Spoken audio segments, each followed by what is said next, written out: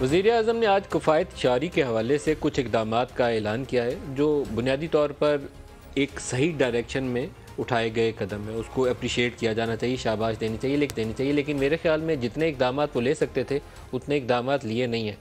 ये 4-6 माह इनकी मुद्दत बाकी है असम्बलीज़ की, तो बहुत ही मुनासिब होता है कि शहबाज शरीफ साहब इस बात का ऐलान करते कि हम ज़ीरो कॉस्ट के ऊपर इस पार्लिमान को, सिर्फ काबीना नहीं, इस पार्लिमान को ज़ीरो कॉस्ट के ऊपर ऑपरेट करेंगे।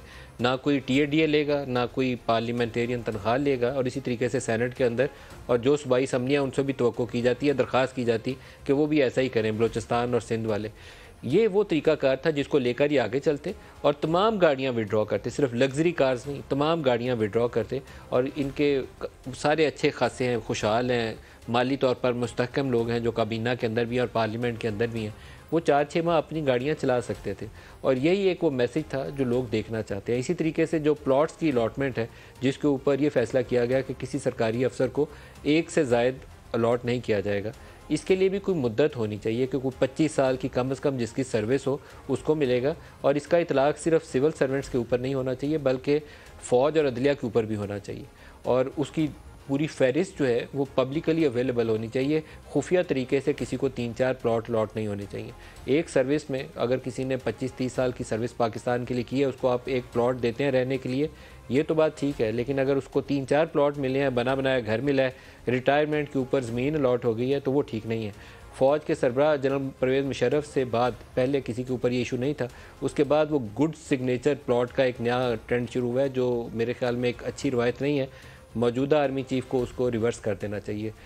फ़ौज के अंदर कभी इस तरह के इल्ज़ामात और चीज़ें माजी में कभी आई नहीं है। पिछले 10-15 सालों में कुछ ऐसे वाक़यात सामने आए हैं, उसको रोका जाना चाहिए। फ़ौज की बड़ी इज़्ज़त और नाम है, कुर्बानियाँ देते हैं, जंग लड़ते हैं पाकिस्तान के लिए, उनकी कुर्बानियों को हमेशा सलाम करना चाहिए और सराहना चाहिए। लेकिन जहाँ फ़ौज के अंदर इस तरह की चीज़, ये पैसे वाले और प्लॉटों वाली चीज़ें ज़्यादा डिस्कस होने लगें, उसको रोक देना चाहिए, वो सिलसिला आगे नहीं चलना चाहिए।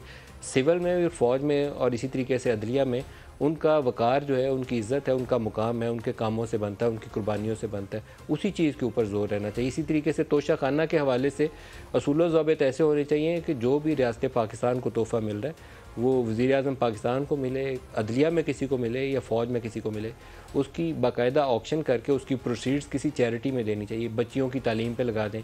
बहुत सारे ऐसे यतीम खाने हैं, वो ऐसे बच्चे हैं जिनको कहीं और से वसीला मुयस्सर नहीं है, ना रहाइश का ना खाने का, उन बच्चों के लिए ये पैसे लगा दिए जाएँ किसी अच्छे पर्पज़ के लिए। तो दुनिया के किसी मुल्क को, किसी दोस्त मुल्क को, किसी ऐसे सरबराह को जो पाकिस्तान के किसी लीडर को वो गिफ्ट दे रहा है, तोहफ़ा दे रहा है, वो प्राउड फील करेगा कि उसके दिए हुए तोहफ़े से किसी बच्ची की तालीम हो गई, किसी का सर जो है उसको छत मैसर आ गई। तो इस तरह की चीज़ों के ऊपर इक़दामात करने की ज़रूरत है।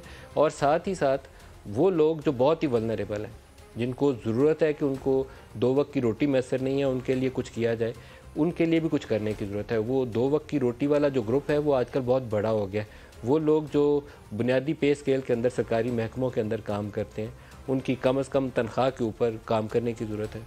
कुछ लोगों को टारगेटेड सब्सिडी देने की ज़रूरत है कि वो भूखे हाथों ना मार दें, उनको कम से कम रोटी मैसर रहे। स्कूलों की फ़ीसें, बहुत सारे लोग जो प्राइमरी स्कूल हैं, गवर्नमेंट के स्कूल हैं, वो भी देने के काबिल नहीं रहे, किताबें ख़रीदने के काबिल नहीं रहे।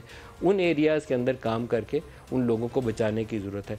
जो कम से कम उजरत है उसके ऊपर कोई तरीक़ाकार ज़रूर वज़ा करना चाहिए, ना सिर्फ हुकूमती महकमों, सरकारी महकमों के अंदर, बल्कि प्राइवेट सेक्टर के अंदर भी इंकरेज करना चाहिए। सरकार खुद शुरू करे और साथ प्राइवेट सेक्टर के अंदर उसको लेकर जाए और उसको सताइश करें, उसको शाबाशी दें। कुछ और बात जो आज के हवाले से बहुत बड़ी खबरें हैं, मैं उसको भी चाहूँगा कि उसको हाईलाइट करूँ। लाहौर के अंदर आज जेल भरो तहरीक का आगाज़ पाकिस्तान तहरीक-ए-इंसाफ़ ने किया। शाह महमूद कुरैशी साहब और बाकी लीडर्स ने गिरफ़्तारी दी है इसके अंदर, लेकिन जो तवक्को पाकिस्तान तहरीक-ए-इंसाफ़ लगा के बैठी थी कि अवाम का ठाठे मारता समुंदर होगा, जेलें छोटी पड़ जाएंगी, लोग ज़्यादा हो जाएंगे, कुछ ऐसी सूरत हाल कम से कम मुझे अभी तक तो तासुर ऐसा नहीं मिला। मैं आपको एक पुलिस अफसर का या जो भी उनके पुलिस के ऑफिशियल हैं उनका स्टेटमेंट सुनाता हूँ।